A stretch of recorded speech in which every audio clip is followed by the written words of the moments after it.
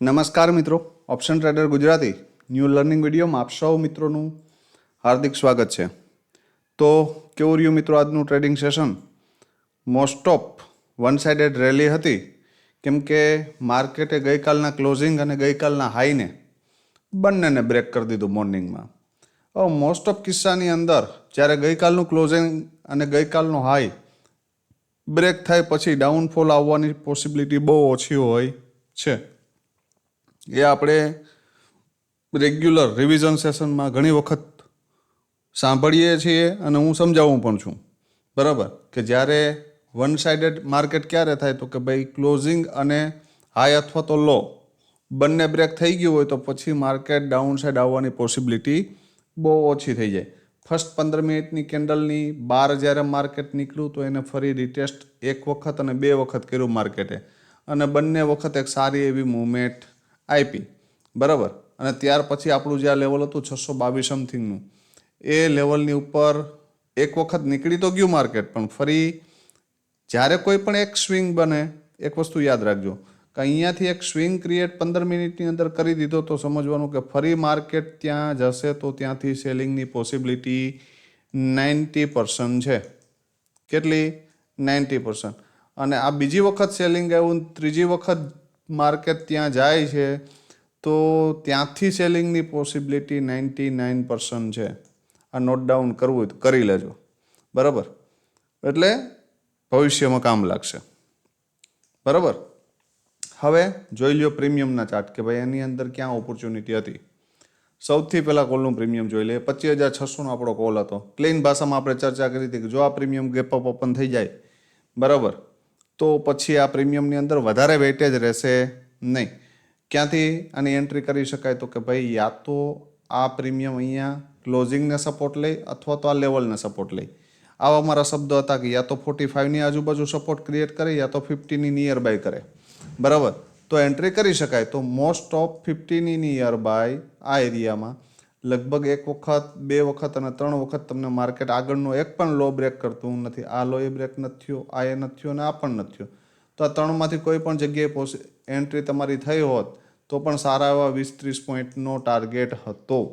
અને જ્યારે તમે ટોપ ઉપર મોમેન્ટમમાં એન્ટ્રી કરો છો તો ક્લીન વસ્તુ છે કે ભાઈ ત્યાં કંઈ 60-70 પોઈન્ટ મળે નહીં. તો એ સારા એવા 40થી 50 પોઈન્ટ જો તમે ડીપથી અહીંથી બાય કર્યો હોય તો અહીંયા સુધી હતા. એક એન્ટ્રી આ હતી અને બીજી એન્ટ્રી આની અંદર આ જગ્યાએ હતી, બરાબર. તો બે એન્ટ્રી કોલના પ્રીમિયમમાં હતી. અને પુટના પ્રીમિયમ જોઈ લે કે ભાઈ કાયદેસર રીતે મેં એક બીજી ચર્ચા કરી હતી કે ભાઈ આની ઉપર ક્યાં 79ની ઉપર 2-15 મિનિટની કેન્ડલનું ક્લોઝિંગ આવી જાય, બરાબર, તો પછી અપસાઇડ જવાના ચાન્સીસ છે. પણ જે આ બે સ્વિંગ ક્રિએટ થયા ને એને કારણે માર્કેટ ઉપર જઈ શકું નહીં. એટલે આ બધી વસ્તુ સમજવા જેવી છે. જ્યારે કોઈ પણ કન્ડિશન ઉપર તમે બ્લાઇન્ડ ફોલો કરશો ને તો લોસના ચાન્સીસ વધી જશે, બરાબર. હવે જોઈ લઉં કે ભાઈ પુટના પ્રીમિયમની અંદર શું થયું. હવે પુટના પ્રીમિયમમાં આપણે એક 18નો એક સપોર્ટ કીધો હતો કે ભાઈ આ એરિયાની આજુબાજુ માર્કેટ સપોર્ટ લે. ક્લીન વસ્તુ છે ભાઈ, માર્કેટ કોઈ પણ જગ્યાએ આગળના હાઈને બ્રેક કરતું નથી. હવે જ્યાં સુધી માર્કેટ આગળના હાઈને બ્રેક ન કરે ત્યાં સુધી પ્રીમિયમની અંદર પોઝિટિવિટી આવે નહીં. એક પણ કેન્ડલ એક ક્લોઝિંગ આપે છે, સ્વિંગ ક્રિએટ કરે, વરી એને તોડી નાખે, ક્લોઝિંગ આપે છે, સ્વિંગ ક્રિએટ કરે, વરી એને તોડી નાખે છે, તો એને માની શકાય નહીં, બરાબર. એટલે હંમેશા વસ્તુ યાદ રાખજો. હંમેશા મેં તમને આ વસ્તુ સમજાવ્યું છે કે આ રીતે આમ પડતું આવે, બરાબર, તો આ રીતના BOS થાય ને તો અહીંયાથી એન્ટ્રી થાય. આ તમારો સ્ટોપ લોસ છે ને આ તમારો ટાર્ગેટ છે.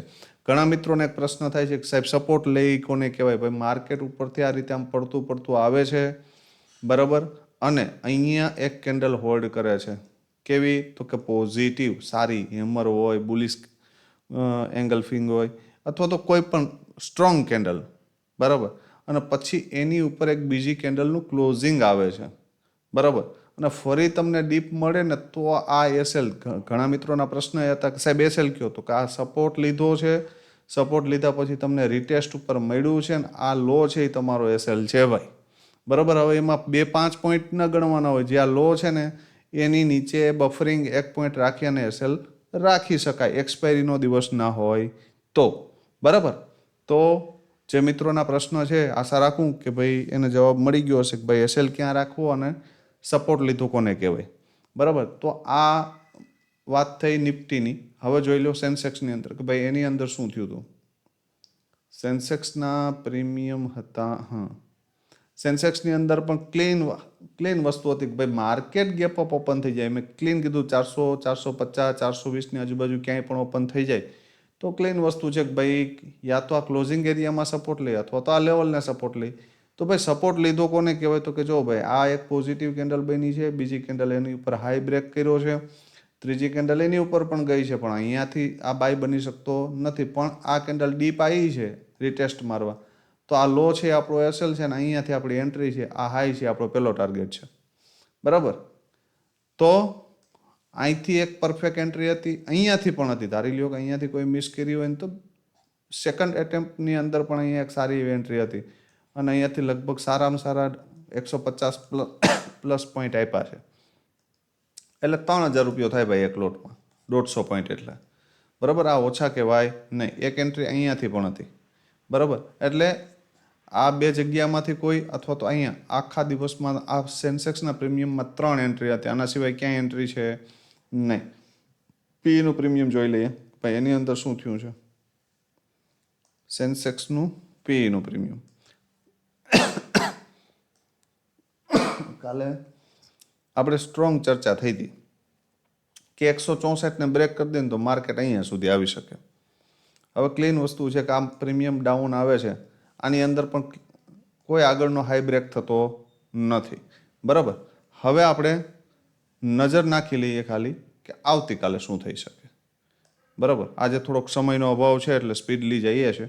બરાબર, હવે નિફ્ટીની અંદર મહત્વનું લેવલ આ છે ક્યું 25,600 કે જેને માર્કેટે આજે બ્રેક કરીને એક સ્ટ્રોંગ કેન્ડલ આપી છે.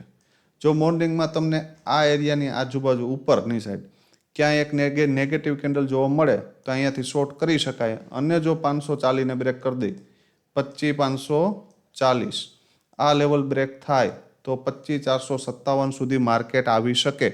હવે અહીંયા જોવાનું છે કે અહીંયા સપોર્ટ લઈ છે કે આને બ્રેક કરે છે. મારા મત મુજબ અહીંયા સપોર્ટ લઈ લેશે માર્કેટ. પણ સારામાં સારો એક પુટનો ટ્રેડ તમારે ગોતવું હોય તો આ એરિયામાં માર્કેટ મોર્નિંગમાં મળી જાય ને તો અહીંયાથી શોર્ટની પોઝિશન બની શકે. અને ક્યાં સુધી તો કે 457 સુધી. હવે ધારી લ્યો કે આ એરિયામાં જ ક્યાંક ઓપન થઈ ગયું, બરાબર, તો પછી હવે એને અહીંયા આવવા દેજો અને પુટનો ટ્રેડ આપણા હાથમાંથી નીકળી જાય, કેમ કે ઓવરનાઇટમાં પૂરું થઈ ગયો છે ખેલ. તો આ એરિયામાં આવે, અહીંયા સપોર્ટ લે, અહીંથી ઉપર જઈને ફરી આ ડીપ આવે તો અહીંયાથી એન્ટ્રી કરી શકાય. આ લેવલ બ્રેક કરી દે ને તો આ ઉપરના બધા આપણા ટાર્ગેટો છે, તો એક કોલની અંદર જેકપોટ મુવમેન્ટ મળી શકે. બરાબર, યાદ રાખજો 457ની નીચે માર્કેટ ગયું, 457ની નીચે માર્કેટ ગયું એટલે 332ના દર્શન થશે. 25,332 આ મગજમાં ક્લિયર કરી લેજો. પણ એક બેસ્ટ ઓપોર્ચ્યુનિટી આપણા માટે ક્યાંથી છે તો કે આ એરિયાની આજુબાજુ ક્યાંક મળી જાય માર્કેટ મોર્નિંગમાં, અહીંયાથી નેગેટિવ કેન્ડલ બને તો અહીંયા સુધી અહીંયાથી પોઝિટિવ બને, આ લેવલને બ્રેક કરીને ફરી રિટેસ્ટ આવે તો ઓપોર્ચ્યુનિટી અપસાઇડ માટે તો અહીંથી આમ જઈ શકે. બરાબર, કઈ રીતે? આ રીતે. બરાબર, તો સ્ક્રીનશોટ મારી લેજો. હવે જોઈ લ્યો એક કોલનું પ્રીમિયમ કે ભાઈ એમાં શું થઈ શકે. કોલનું પ્રીમિયમ છે 25,600નો કોલ. આપણે થોડા ઇન ધ મની રાખ્યું છે એક પ્રીમિયમ પુટનું અને કોલને આઉટ ધ મની રાખ્યો છે, એટીએમ રાખ્યો છે, સોરી. શું કામ? તો કે બે પ્રીમિયમ ચીપ છે અને માર્કેટ સાઇડવેઝ જાય ને તો પણ આપણે થોડા ઘણા પોઈન્ટ મળી જાય. બરાબર, હવે ક્લીન વસ્તુ છે ભાઈ. આ પ્રીમિયમ અત્યારે બ્રેકડાઉન છે. ક્યું? 25,600નો કોલ. 25,600નો કોલ હાલની પોઝિશનમાં શું છે તો કે બ્રેકડાઉન. જ્યાં સુધી 78ની ઉપર ન નીકળે મોર્નિંગમાં ત્યાં સુધી આમાં પોઝિટિવિટી નથી. 78 નહીં પણ આ લેવલની ઉપર 103ની ઉપર જો એક કેન્ડલનું ક્લોઝ કરે અને પછી તમને 78ની આજુબાજુ રિટેસ્ટ મારતું દેખાય ને તો મોમેન્ટમમાં આમ લઈ શકાય. ધારી લ્યો કે આમ આ રીતે થાય તો અહીંયા રિટેસ્ટ ઉપરથી એન્ટ્રી કરી શકાય અને પહેલો ટાર્ગેટ 132 માટે બેસી શકાય. નહીતર આ પ્રીમિયમની બેસ્ટ એન્ટ્રી મારા મત મુજબ 41ની નિયર બાય.